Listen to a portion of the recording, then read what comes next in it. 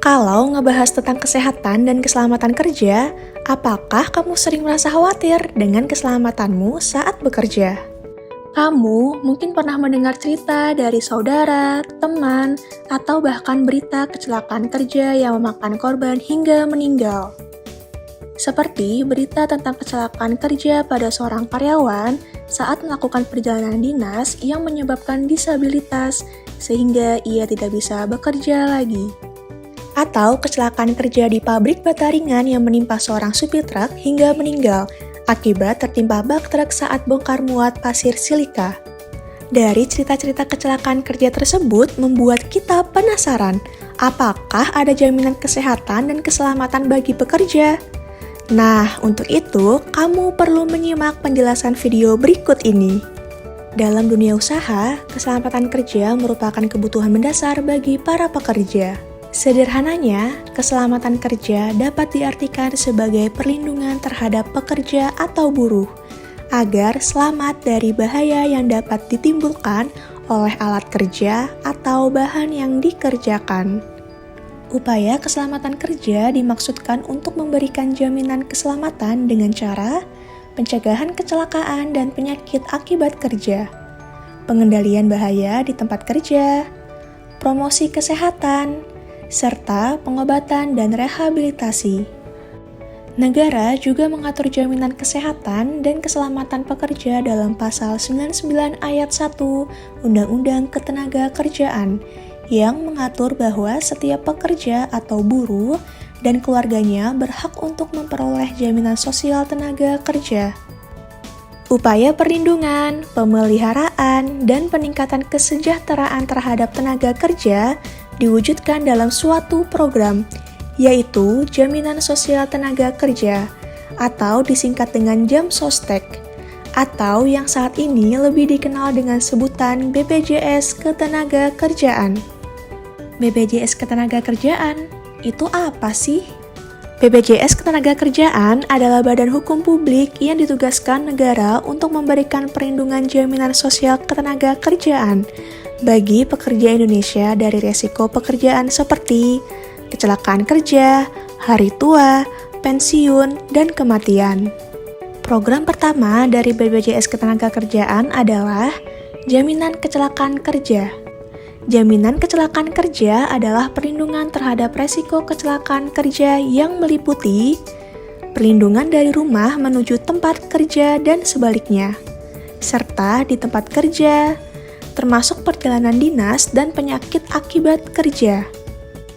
Perlindungan ini berupa pelayanan pengobatan sesuai kebutuhan medis tanpa batasan biaya, termasuk penggantian biaya transportasi dari lokasi kecelakaan ke rumah sakit.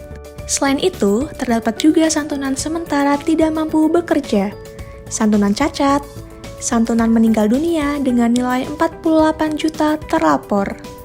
Juga terdapat manfaat beasiswa senilai 12 juta rupiah bagi satu anak pekerja, dan program Return to Work dalam bentuk pendampingan psikologis dan peningkatan keterampilan bagi korban kecelakaan kerja untuk memastikan pekerja tersebut siap bekerja kembali.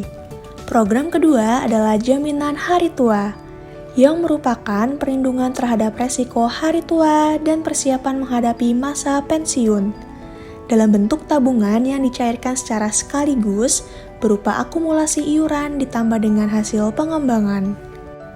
Program ketiga adalah Jaminan Pensiun, yang merupakan perlindungan atas hilangnya penghasilan saat mencapai usia pensiun, berupa manfaat pensiun hari tua, pensiun janda atau duda, pensiun cacat, pensiun anak, dan pensiun orang tua yang dapat diterima secara berkala setiap bulannya. Nantinya, manfaat bulanan jaminan pensiun mencapai 30% dari rata-rata upah yang dilaporkan. Program keempat adalah Jaminan Kematian, yang merupakan perlindungan atas resiko meninggal dunia bukan akibat kecelakaan kerja, berupa santunan kematian, santunan berkala 24 bulan, biaya pemakaman, dan beasiswa untuk satu anak dengan manfaat maksimal sebesar 36 juta. Iuran yang harus dibayarkan bagi peserta pekerja formal atau pekerja penerima upah nantinya tidak sepenuhnya hanya dibayarkan oleh kita loh, tetapi juga oleh perusahaan. Bagaimana sih rincian iuran yang harus dibayarkan?